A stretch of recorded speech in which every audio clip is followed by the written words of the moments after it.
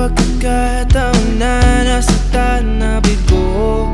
Mukhang delikado na naman ako. Bakit ba kinikilig na naman ako? Pero ngayon ay parang kakaiba. Pag nakatingin sa iyong mata, ang mundo ay kalma. Ngayong andyan ka na, di magmamadali. Ikaw lang ang katabi, ang saan ko okay pumuti. Di na maghanap ng kung anong sagot sa mga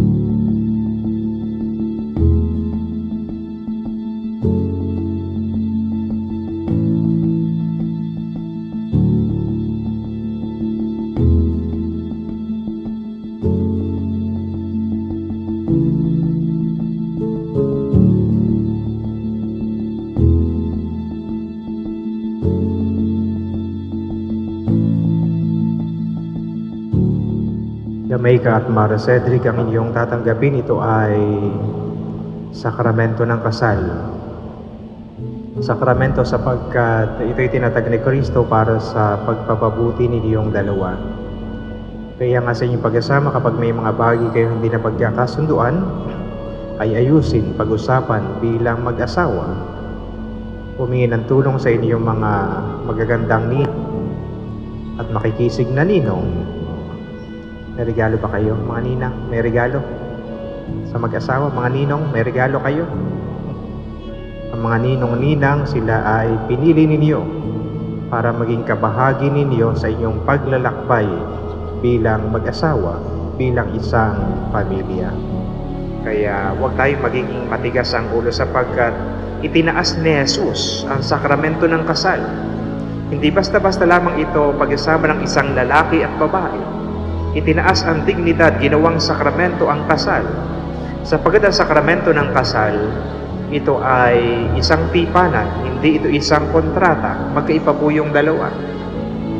Kapag sinabi natin kontrata, yung kausap mo, kapartner mo, kapag hindi na niya ginagampanan yung mga responsibility na inyong pinag-usapan, pwede ka na rin tumalikod, papadeclare mo na null and void na yung inyong kontrata.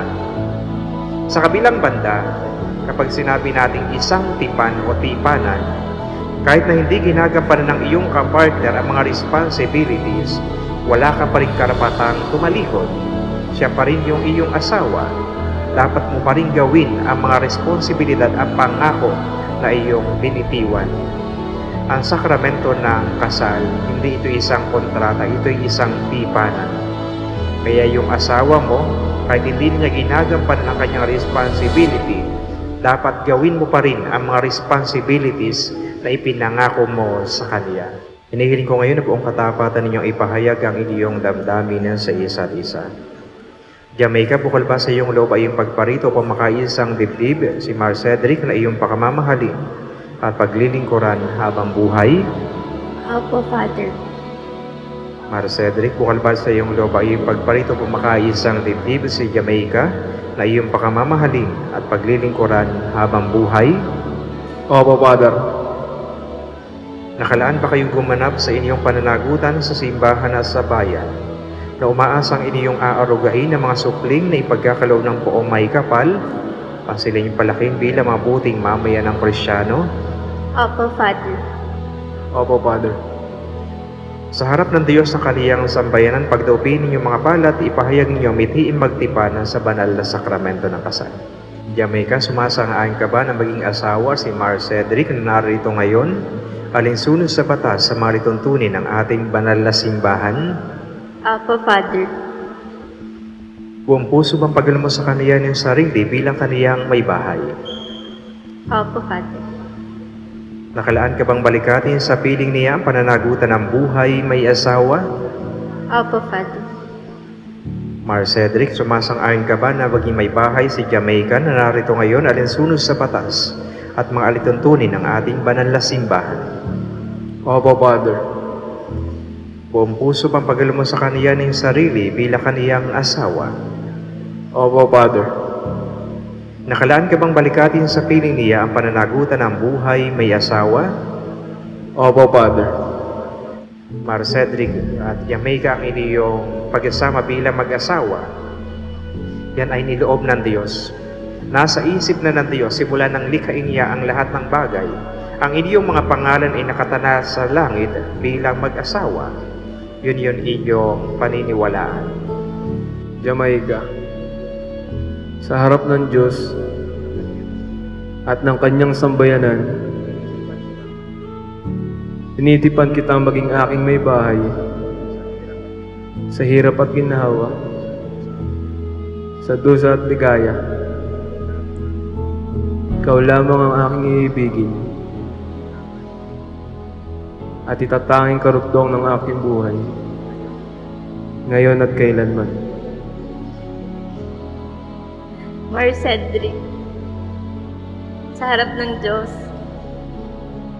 at ng kanyang sambayanan, tinitipan kita na aking maging asawa sa hirap at ginhawa, sa dusa at ligaya. Ikaw lang ang aking iibigin at itatanging karugtong ng aking buhay, ngayon at kailanman. Mar Cedric, nung hindi mo pa asawa sa Jamaica, siya yung niligawan. Ngayon siya magiging asawa mo na, huwag kang titigil ng panliligaw sa kanya. Doblehin mo pa ang panliligaw sa kanya.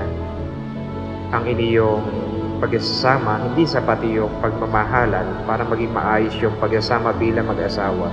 Dapat laging kasama ang Diyos. Mar Cedric, ikaw ay biyaya ng Diyos kay Jamaica. Jamaica, ikaw ay biyaya ng Diyos para kay Mar Cedric. Kaya laging magdarasal, panalangin nyo lagi ang bawat isa upang kayo mas lalong biya ng ating Panginoon Diyos. Walang perpektong asawa, pero merong perpektong pag-ibig, yun yung inyong gagawin. At Mar Cedric, maaari mo na uling halikan ng iyong asawa.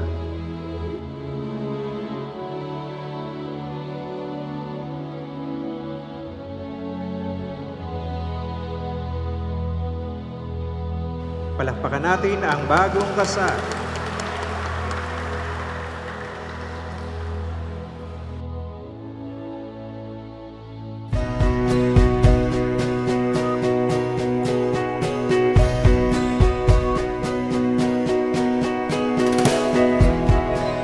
Cedric and Jam, congrats!